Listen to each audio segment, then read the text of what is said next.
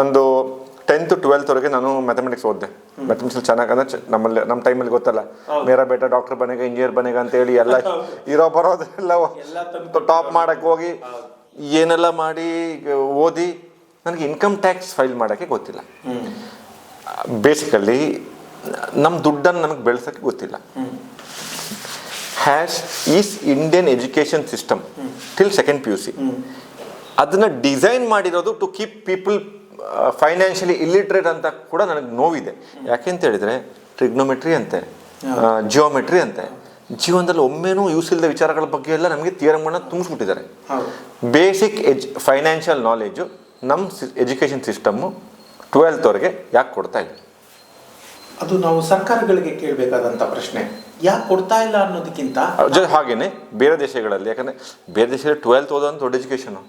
ನಮ್ಮಲ್ಲಿ PhD ಮಾಡಿದ್ರು ಅದು ಯಾರು ಬೇಕಾದ್ರೆ ಮಾಡ್ಬಿಡ್ಬೋದು. ಯಾಕೆ ಅಂತಂದ್ರೆ ಅಲ್ಲಿ ಏನಾಗುತ್ತೆ ಅಂತಂದ್ರೆ ಅಲ್ಲಿ they are giving more emphasis, they are putting more emphasis on practical skill development, practical.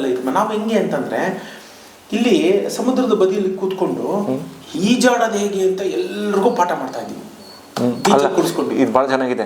CET first rank ಬಂದನು ಗೊತ್ತಾ? CET ಫಸ್ಟ್ ರ್ಯಾಂಕ್ ಬಂದವನು ನಮ್ಮ ಊರಿಂದ ಬೆಂಗಳೂರಿಗೆ ಹೋದಂತೆ. ಅವ್ನು ಫಿಸಿಕ್ಸಲ್ಲಿ ಮತ್ತು ಕೆಮಿಸ್ಟ್ರಿಲೆಲ್ಲ 100 ಅಲ್ಲಿ ಕೇಳ್ತಾನಂತೆ, ಅಮ್ಮ ಫಸ್ಟ್ ದಿನ ರೂಮಲ್ಲಿ, ಅಮ್ಮ ಅಕ್ಕಿಗೆ ಎಷ್ಟು ಗ್ಲಾಸ್ ನೀರು ಹಾಕ್ಲಿ ಹೇಳಿ. ಅಷ್ಟೇ. ಹಾಗೆ ಅದು ಹಾಗೆ ಆಗಿರೋದು. ನಾವು ಬೀಚಲ್ಲಿ ಕೂಡಿಸ್ಕೊಂಡು ತುಂಬಾ ಪಾಠ ಮಾಡ್ತೀವಿ, how to swim in the ocean ಅಂತ. ಅದರಿಂದ ನೀವು ಎಷ್ಟು ತಾಸು ಪಾಠ ಮಾಡಿದ್ರು ಪ್ರಯೋಜನ ಇಲ್ಲ ಅನ್ಲೆಸ್ ಅಂಡ್ ಅಂಟಿಲ್ ನೀವು ಪ್ರಾಕ್ಟಿಕಲ್ ಅಪ್ಲಿಕೇಶನ್ ಆ ರೀತಿಯ ಒಂದು ಗ್ಯಾಪ್ ನಮ್ಮಲ್ಲಿ ಇದೆ. ಫೈನಾನ್ಷಿಯಲ್ ಗ್ಯಾಪ್ ಇದೆ. Financial gap, overall education ನೀವು ಒಂದು ಬಂದ್ರೆ ನೀವು ಇದಕ್ಕೆ ಏನ್ ಹೇಳ್ತಾರೆ, ಕಾರ್ಪೊರೇಟ್ ರೆಡಿನೇ ಇರೋದಿಲ್ಲ. ನೀವು ಒಂದು ಕೆಲಸ most of the engineers who come from engineering college can't be employed without training. Am I right? ಹೌದು, ಅನ್ಎಂಪ್ಲಾಯಬಲ್. ನನಗೆ ಡಾಕ್ಟರ್ಸ್ ಬಗ್ಗೆ ನನಗೆ I may get backlash from engineers, ಮನೇಲೇ ಇದ್ದಾರೆ ಇಂಜಿನಿಯರ್ಸು. ಏನಂತ ಹೇಳಿದ್ರೆ, so that indirectly means all the doctors who come out of medical college should be ready to work as doctors. ಅಂದರೆ doctors ಬೇರೆ, ಯಾಕಂದರೆ 1 ವರ್ಷ ನಾವು ಇಂಟರ್ನ್ಶಿಪ್ಪಲ್ಲಿ ಟ್ರೈನಿಂಗ್ ಮಾಡ್ತೀವಿ. ಸೊ ದೇಲ್ ಬಿ ಒಂದು ಇದು ಇರುತ್ತೆ, ಒಂದು ಫೇರ್ ಐಡಿಯಾ ಇರುತ್ತೆ. ಮಾಡ್ತಾರೆ ಒಂದು 2 ತಿಂಗಳು 3 ತಿಂಗಳು ಅದು ಇದು ಅಂದರೆ ಫೈನಾನ್ಷಿಯಲ್ ಲಿಟ್ರಸಿ. ಮತ್ತೊಂದು ಕ್ವಶನ್ ಅಂದರೆ, ನಮ್ಮಲ್ಲಿ ಭಾರತದಲ್ಲಿ ನಾವು ದುಡ್ಡು ಬಗ್ಗೆ ಮಾತಾಡೋಕ್ಕೆ ಹಿಂದೆ ಮುಂದೆ ನೋಡ್ತೀವಿ. ದುಡ್ಡು ಮಾಡೋದು ಇಂಪಾರ್ಟೆಂಟು, ಎಕನಾಮಿಕಲಿ ಸ್ಟ್ರಾಂಗ್ ಆಗೋದು ಇಂಪಾರ್ಟೆಂಟು, ಹಣ ಇಂಪಾರ್ಟೆಂಟ್. ನಮ್ಮ ಅಪ್ಪನೇ ಒಪ್ಕೊಂಡೇ ಇಲ್ಲ. ಅವ್ರು ಯಾವತ್ತು ಹಣ ಮಾಡೋ ಅಂತ ಯಾವ ಮಗನಿಗೆ ಹೇಳಲ್ಲ. ಹೇಳಲ್ಲ. ನಾವು ಹಣದ ಬಗ್ಗೆ ಜ್ಞಾನ ಕೊಡಕ್ ಮಾತಾಡಿದ್ರು I have heard people saying that ಅವ್ನು ಯಾವಾಗ ನೋಡಿದ್ರು ದುಡ್ಡು ಅಂತ ಹೇಳ್ತಿರ್ತಾನೆ. ಅಂದ್ರೆ ದುಡ್ಡಿಂದಾನೇ ಎಲ್ಲ ಆಗುತ್ತಾ ಅಂದ್ರೆ ನಾನು ಕಮರ್ಷಿಯಲ್ ಅನ್ನಂತ, ಅವ್ನು ಯಾವಾಗ ನೋಡಿದ್ರು ದುಡ್ಡು ಬಿಟ್ಟು ಬೇರೆ ಮಾತೇ ಆಡಲ್ಲ ಅಂತ ಹೇಳ್ತಾರೆ. ಬಟ್ ಅಲ್ಟಿಮೇಟ್ ರಿಯಾಲಿಟೀಸ್ ನಮ್ಮ 99% ಸಮಸ್ಯೆಗಳಿಗೆ ದುಡ್ಡೇ ಪರಿಹಾರ. ನಾವು ಹೇಳ್ತೀವಿ ದುಡ್ಡೇ ಎಲ್ಲ ಅಲ್ಲ ಅಂತ ಹೇಳ್ತೀವಿ. ಆದ್ರೆ ದುಡ್ಡಿನಿಂದ ಬಹುತೇಕ ಸಮಸ್ಯೆಗಳನ್ನ, ಮಾಡರ್ನ್ ಡೇ ಸಮಸ್ಯೆಗಳನ್ನ ಖಂಡಿತ ಪರಿಹರಿಸಬಹುದು. ಹೆಲ್ತ್, ಎಜುಕೇಶನ್, ಟ್ರಾವೆಲ್, ಹ್ಯಾಪಿನೆಸ್, ಪ್ರತಿಯೊಂದು ಎಲ್ಲ ಮಾಡ್ಬೇಕು. ಅದನ್ನೇ ಹೇಳಿದೆ ನೋಡಿ, ದುಡ್ಡು ಇಂಪಾರ್ಟೆಂಟ್ ಇಲ್ಲ. ಎಲ್ಲರೂ ಮೊನ್ನೆ ವ್ಯಾಲೆಂಟೈನ್ಸ್ ಡೇ ಕಳೀತಲ್ಲ, ಗರ್ಲ್ ಫ್ರೆಂಡ್ಗೆ 500 ರೂಪಾಯಿ ಗಿಫ್ಟ್ ಕೊಟ್ಟು ನೋಡಿ. ಕರೆಕ್ಟ್ ಅಲ್ಲ ರಂಗಣ್ಣ? ಅವ್ರು ತೋರಿಸ್ಬಿಡ್ತಾರೆ ದುಡ್ಡು ಎಷ್ಟು ಇಂಪಾರ್ಟೆಂಟ್ ಅಲ್ವಾ ಕೌಶಿಕ್? ಹೌದು, ಅದೊಂದಿದೆ ನೋಡಿ. ನೀವು ಅದೇ ಹಿಂದಿನ ಪ್ರಶ್ನೆಗೆ ಹೋಗ್ತೀನಿ ನಾನೀಗ. ನೋಡಿ, ನಮ್ಮ ಒಂದು ಎಜುಕೇಷನ್ ಸಿಸ್ಟಮು ಡಾಕ್ಟರ್ನ, ಇಂಜಿನಿಯರ್ನ, ಮತ್ತೊಬ್ಬರನ್ನ ಎಲ್ಲರನ್ನೂ ತಯಾರು ಮಾಡೋದಕ್ಕೆ ಚೆನ್ನಾಗಿ ಮಾಡಿದ್ದಾರೆ, ಅದ್ರ ಬಗ್ಗೆ ಎರಡನೇ ಮಾತಿಲ್ಲ. ಆದರೆ ಪ್ರತಿಯೊಬ್ಬ ಡಾಕ್ಟರ್ ಇರ್ಬೋದು, ಇಂಜಿನಿಯರ್ ಇರ್ಬೋದು, ಅಥವಾ ಸೈನಿಕ ಇರ್ಬೋದು, ಯಾರೇ ಆಗಿರಲಿ, ಅವರೆಲ್ಲರೂ ಹಣನ ಮ್ಯಾನೇಜ್ ಮಾಡಲೇಬೇಕಲ್ಲ. ಹಣ ಮ್ಯಾನೇಜ್ ಮಾಡಲೇಬೇಕು, ಟ್ಯಾಕ್ಸ್ ಕಟ್ಟಲೇಬೇಕು, ಮನೆ ಕಟ್ಟಲೇಬೇಕು, ಮಗಳ ಮದುವೆ ಮಾಡಲೇಬೇಕು. ಅವರೆಲ್ಲರಲ್ಲೂ ಒಬ್ಬ ಪುಟಾಣಿ ಅಕೌಂಟೆಂಟ್ ಇರಲೇಬೇಕು. ನಿಮ್ಮ ವೃತ್ತಿ ಯಾವುದೇ ಇರಲಿ, ನಿಮ್ಮಲ್ಲಿ ಒಬ್ಬ ಪುಟಾಣಿ ಅಕೌಂಟೆಂಟು ಒಂದು ವ್ಯಕ್ತಿತ್ವ ಪೂರ್ಣ ಆಗೋದು ಹೇಗೆ ಅಂದರೆ ಅವರಲ್ಲಿ ಎಲ್ಲ ಥರದ್ದು ಒಂದು ಇರಬೇಕು. ಈಗ ನಾನು ಸೈನಿಕ ಅಂದರೆ ನಾನು ಜಸ್ಟ್ ಅದೊಂದೇ ಅಂತಲ್ಲ, ಆ ಸೈನಿಕರಲ್ಲೂ every professional has to know how to manage money. ಒಂದು ಅದ್ರ ಜೊತೆಗೆ ಕಾಮನ್ ಸೆನ್ಸ್ ಒಂದು ಇಟ್ಕೊಂಡು ಯಾರು ಮೇಲ್ ಬರ್ತಾನೆ ಅಲ್ಲಿ ಸುಮ್ಮನೆ ಏನೂ ಇಲ್ಲ, ಜಸ್ಟ್ ಹೇಳಿದ್ದನ್ನು ಕೇಳುವಂಥ ಸೈನಿಕ ಆಗಿ ಉಳ್ಕೊಂಡಿರ್ತಾನೆ. ಸ್ವಲ್ಪ ಕಾಮನ್ ಸೆನ್ಸ್ ಉಪಯೋಗಿಸಿ ಅದನ್ನ ಹೇಳಿದ್ರೆ ನಾನು ಅನ್ನುವ ಪ್ರಜ್ಞೆ ಮತ್ತೆ ಜಗತ್ತು ಅನ್ನುವ ಪ್ರಜ್ಞೆ, ನಾನು ಅನ್ನುವ ಪ್ರಜ್ಞೆ, ಜಗತ್ತಿನ ಪ್ರಜ್ಞೆ, ಎರಡರ ಜೊತೆ ಯಾವಾಗ ನೀವು ಕಂಬೈನ್ ಮಾಡ್ತೀರಾ, ಆ ಎರಡನ್ನು ಯಾವಾಗ ಸಶಕ್ತವಾಗಿ ಬಳಸ್ಕೋತೀರಾ, ನೀವು ಹಂತ ಹಂತವಾಗಿ ಬೆಳೀತಾ ಹೋಗ್ತೀರಾ. ಸೊ ನಮ್ಮ ಸಿಸ್ಟಮ್ ಅಲ್ಲಿ ಅದೊಂದು ತುಂಬಾ ಇಲ್ವೇ ಇಲ್ಲ. ಹಣಕಾಸಿನ ವ್ಯವಹಾರಗಳನ್ನ ಹೇಗೆ ನಿರ್ವಹಿಸಬೇಕು, ಹಣ ಅಂದ್ರೆ ಏನು, ಹೇಗೆ ಬರುತ್ತೆ, ಅದನ್ನ ಹೇಗೆ ಹಣನ ಬೆಳೆಸೋದು ಹೆಂಗೆ, ಗಳಿಸಿದನ್ನ ಉಳಿಸ್ಕೊಳ್ಳೋದು ಹೆಂಗೆ, ಉಳಿಸಿದ್ದನ್ನ ಹೂಡಿಕೆ ಮಾಡೋದಕ್ಕೆ, ಗಳಿಕೆ ಬೇರೆ ಉಳಿಕೆ ಬೇರೆ. Rough data how many, like ನಿಮ್ಮ ಇದರ ಪ್ರಕಾರ rough data how many percentage of Indians ಅನ್ನ ನೀವು ಫೈನಾನ್ಷಿಯಲ್ ಲಿಟರೇಟ್ ಅಂತ ನೀವು ಹೇಳ್ತೀರಾ? To call a person financial literate, what is the criteria ಅಂದ್ರೆ ನಿಮ್ದು ಬ್ರಾಡ್ ಕ್ರೈಟೀರಿಯಾ? ನಮ್ದು ಜಗತ್ತಿಂದ ಹೇಳ್ತೀನಿ, ಇಂಡಿಯಾಗೂ ಬರ್ತೀನಿ ಆಮೇಲೆ. ಜಗತ್ನಲ್ಲೇನೆ financial literacy is less than 3% world wide. So it is not. ಏನ್ ಕ್ರೈಟೀರಿಯಾ ಲಿಟ್ರಸಿ ಅಂದ್ರೆ? ಫೈನಾನ್ಷಿಯಲ್ ಲಿಟ್ರಸಿ ಅಂದ್ರೆ ನಾನು ಅದೇ ಹೇಳಿ, ಜನ ಫೈನಾನ್ಷಿಯಲ್ ಲಿಟ್ರಸಿ ಅಂದ್ರೆ ಕನ್ಫ್ಯೂಷನ್ ಏನ್ ಮಾಡ್ಕೊಂತಾರೆ ಅಂದ್ರೆ, I am salary in bank, I have a bank account, I am doing all, I have a pan card which is Aadhaar linked, I am doing all the transaction through bank, I have mobile app. That doesn't mean you are financially literate. Okay, fine. Financial literacy ಅಂದ್ರೆ ಏನು ಅಂತಂದ್ರೆ, ಯಾರೋ ಒಬ್ಬ ಬರ್ತಾನೆ, ಬ್ಯಾಂಕಿನ ಬಡ್ಡಿ ಇವತ್ತು 6.5% 7% ಇದೆ. ನಿಮ್ಗೆ ಯಾಕ್ರಿ 15 ಲಕ್ಷ ಹಾಕಿ ನಾನು ನಿಮ್ಗೆ 20% ಎವ್ರಿ ಮಂತ್ ಕೊಡ್ತೀನಿ ಅಂತ ಹೇಳ್ತಾನೆ. ಇವರು ಅದನ್ನ ನಂಬಿ ದುಡ್ಡು ಹಾಕ್ತಾರೆ. ವೆಂಕಟರಮಣ ಗೋವಿಂದ ಏನಿಲ್ಲ, ದುಡ್ಡು ವಾಪಸ್ ಬರೋದಿಲ್ಲ. ನಾನು ಒಂದೊಂದು ಡಿಸ್ಟ್ರಿಕ್ಟ್ ವೈಸೇ ಹೇಳ್ತಾ ಹೋಗ್ಬೋದು. ಮೊನ್ನೆ ದಾವಣಗೆರೆಗೆ ಹೋಗಿದ್ದೆ, ನಾನು ಅಲ್ಲಿ ಮಾತಾಡ್ತಾ ಇರ್ಬೇಕಾದ್ರೆ ನನಗೆ ಗೊತ್ತಾಯ್ತು, 2025ನೇ ಇಸ್ವಿಯಲ್ಲಿ 1 ವರ್ಷದಲ್ಲಿ ದಾವಣಗೆರೆ 350 ಕೋಟಿ ರೂಪಾಯಿ ಕಳ್ಕೊಂಡಿದೆ ಇದೇ ತರ ಫ್ರಾಡ್ ಅಲ್ಲಿ, ಗೋಲ್ಮಾಲ್ ಫ್ರಾಡ್ ಅಲ್ಲಿ. ಪ್ರತಿ ಸರಿ ಯಾರೋ ಒಬ್ಬ ಹಣನ ದುಪ್ಪಟ್ಟು ಮಾಡ್ಕೊಡ್ತೀನಿ, ಡಬಲ್ ಮಾಡ್ತೀನಿ. ಗಮನಿಸಿ, ನೀವು ಬ್ಯಾಂಕಲ್ಲಿ ಇಟ್ರೆ ನಿಮ್ಮ ಹಣ ದುಪ್ಪಟ್ಟಾಗಕ್ಕೆ ಇವತ್ತಿನ ಬಡ್ಡಿ ರೇಟಲ್ಲಿ 11 ವರ್ಷ ಬೇಕು.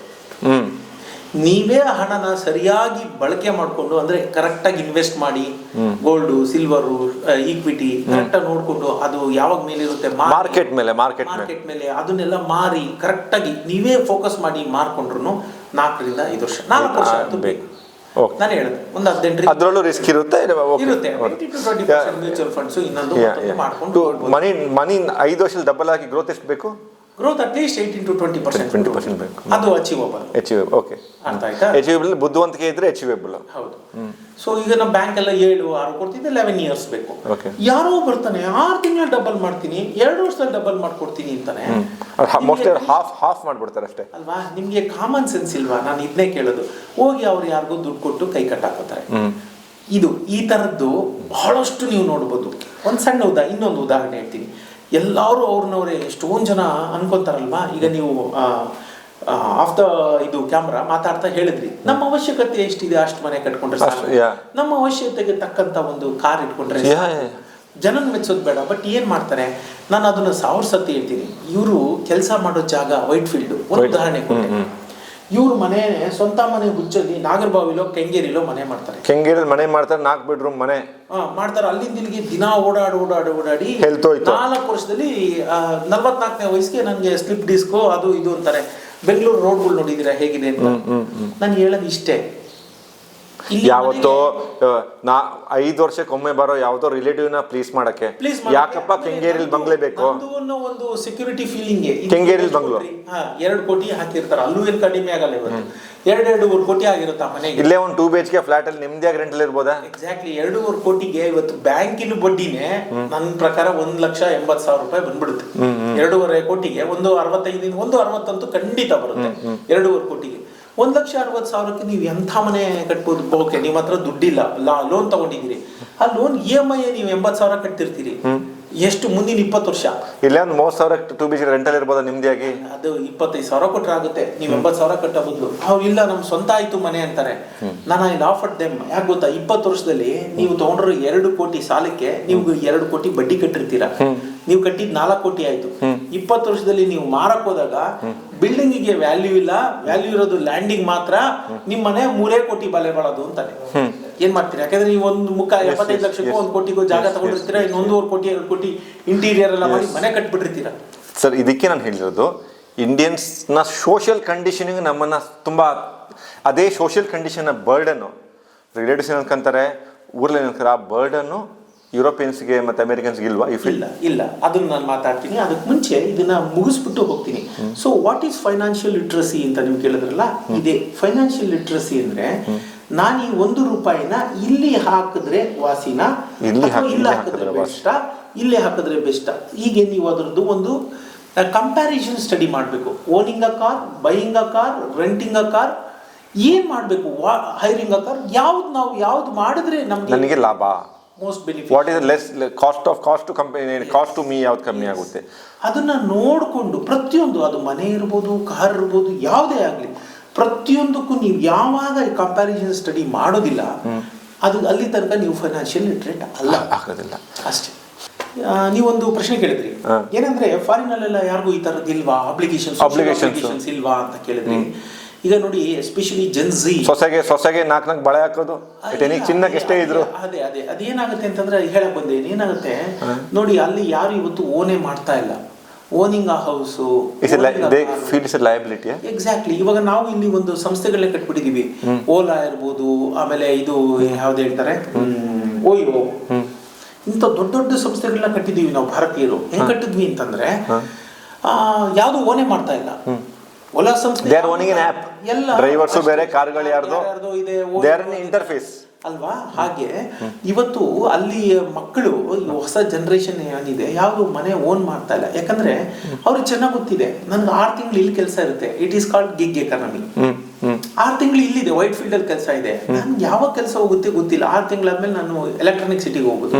ನಾನು ಇಲ್ಲಿ ಮನೆ ಹೊಡ್ಕೊಂಡು ಕೂತ್ಕೊಂಡ್ಬಿಟ್ರೆ ಮತ್ತೆ ನನ್ಗೆ ಗೊತ್ತಿಲ್ಲ, 6 ತಿಂಗಳಾದ್ಮೇಲೆ 2 ತಿಂಗಳು ನಾನು ಅನ್ಎಂಪ್ಲಾಯ್ಡ್ ಇರ್ಬೋದು. ಸೊ ಯಾವ ಕಮಿಟ್ಮೆಂಟ್ಸು ಯಾರು ಮಾಡ್ಕೋತಾ ಇಲ್ಲ. ಈಗ ಆಲ್ರೆಡಿ 10-12 ವರ್ಷದಿಂದ 15 ವರ್ಷದ ಹಿಂದೆನೆ ಯುರೋಪ್ ಗಿಗ್ ಎಕಾನಮಿ. ಇದ್ರ ಮಧ್ಯೆ ಯಾಕೆ ನಿಮ್ಮ ಪ್ರತಿಯೊಂದು ಆನ್ಸರ್ಗೆ ಮತ್ತೊಂದು ಕ್ವಶನ್ ಬರುತ್ತೆ, ನಾವು ಅಲ್ಲೇ ಹೋಗ್ತಿದೀವಲ್ವಾ? Already we are in gig economy. Gen Z ಹಿಂಗೆ ಯೋಚನೆ ಮಾಡ್ತಾ ಇದೆ. ಜೆನ್ಜಿ ಕೂಡ ಹಿಂಗೆ ಯೋಚನೆ ಮಾಡಕ್ ಬಂದಿದ್ದಾರೆ. ಯಾಕಂದ್ರೆ ಇವಾಗ India is also in gig economy. ನಾವು ಭಾರತ ಕೂಡ ಗಿಗ್ ಎಕಾನಮಿನೇ ಇವತ್ತು. ಯಾವುದು ಎಷ್ಟು ಜನರಿಗೆ ಒಂದೇ ಕಡೆ ಗೂಟ ಹೊಡ್ಕೊಂಡು ಸರ್ಕಾರಿ ಕೆಲಸ ಇದೆ? ಸಾಧ್ಯ ಇಲ್ಲ. ನನಗೆ ಈಗ ಜನ ಎಚ್ಚೆತ್ಕೋತಾ ಇದ್ದಾರೆ. ಇದನ್ನ ನೀವು ಕಳೆದ 10-15 ವರ್ಷದ ಹಿಂದಿನ, ನನ್ನ 10 ವರ್ಷದ ಹಿಂದಿನ ಆರ್ಟಿಕಲ್ಸ್ ಬರೆದಿದ್ದೀನಿ. ಏನಂದ್ರೆ ಬದುಕಿನ ಯಾವುದೋ ಒಂದು ಹಂತದಲ್ಲಿ ತಗೊಂಡ ಒಂದು ಡಿಗ್ರಿ ಸರ್ಟಿಫಿಕೇಟು ಇಡೀ ಬದುಕು ನನ್ಗೆ ಅನ್ನ ಹಾಕ್ಲಿ ಅಂತ ಅನ್ಕೊಂತೀವಲ್ಲ, ನಾವೆಂಥ ಮುಟ್ಟಾಳ್ರು. ಕಲಿಬೇಕು, ಕಲಿತಾನೆ ಹೋಗ್ಬೇಕು ಅಂತ ನಾನು ಹೇಳ್ತಾ ಇದ್ದೆ. ಈಗ ನೋಡಿ ಹೆಂಗಾಗಿದೆ. ಈಗ IT ಸೆಕ್ಟರ್ ಅಲ್ಲಿ ಹೆಂಗಾಗಿದೆ ಅಂದ್ರೆ ಸರ್ಟಿಫಿಕೇಶನ್ ಕಲಿತಾ ಇರಬೇಕು, ಹೊಸದು ಮಾಡಬೇಕು. AI ಬಂದಿದೆ, ಅಪ್ಡೇಟ್ ಆಗ್ತಾ ಇರಬೇಕು. ಯಾರು ಅಪ್ಡೇಟ್ ಆಗಲ್ಲ ಅವ್ರಿಗೆ ಕೆಲಸ ಇಲ್ಲ. ಸೊ ಅರ್ಥ ಇಷ್ಟೇ, ಇನ್ನು ಮುಂದೆ ಎಲ್ಲ ಹೀಗೆ. You have to be on your toes, ಸದಾ ಸನ್ನದ್ಧರಾಗಿರ್ಬೇಕು. ನಾನು ಅದನ್ನ ಯಾವಾಗಲೂ ಒಂದು ಮಾತು ನನ್ನ ಮಗಳಿಗೆ ಹೇಳ್ತಾ ಇರ್ತೀನಿ, ಮಗಳೇ, ಯಾ ಸುಪ್ತೇಶು ಜಾಗೃತ ಅಂತ. ನಿದ್ರಾವಸ್ಥೆಯಲ್ಲೂ ಎಚ್ಚರಾವಸ್ಥೆಯಲ್ಲಿರು ಅಂತ. ನಿದ್ರೆ ಮಾಡುವಾಗ್ಲೂ ನೀನು ಒಂದು ಎಚ್ಚರಿಕೆ ಜಾಗೃತವಾಗಿರ್ಬೇಕು. ಆ ಥರ ಸ್ಥಿತಿಲಿದ್ರೆ ಮಾತ್ರ ಇವತ್ತು ಬದುಕು. ಈ ವಿಚಾರಕ್ಕೆ ಬರ್ತೀನಿ. ನಾನು ಯಾವತ್ತು ತುಂಬ ಕಡೆ ಹೇಳ್ತಾ ಇರ್ತೀನಿ, when I go and enter students, my mom ಅವ್ರು 35 years ಅಡ್ಮಿನಿಸ್ಟ್ರೇಟಿವ್ ಆಫೀಸರ್ ಆಗಿ ಸರ್ಕಾರಿ ಸಂಸ್ಥೆಯಲ್ಲಿ ಕೆಲಸ ಮಾಡಿದರು. ಅವರು ಲೈಫ್ ಸ್ಪ್ಯಾನಲ್ಲಿ ಏನು ಅಂತ ಹೇಳಿದ್ರೆ, ಶೀಸ್ ಎ BA MA ಇದು, ಟೈಪ್ ರೈಟಿಂಗ್ ಎಲ್ಲ ಚೆನ್ನಾಗಿ ಗೊತ್ತಿತ್ತು. ಪ್ಲಸ್ ಆಲ್ ದೋಸ್ ಥಿಂಗ್ಸ್ ಗೊತ್ತಿತ್ತು. That's one skill she learn. At the fag end she had to learn computers.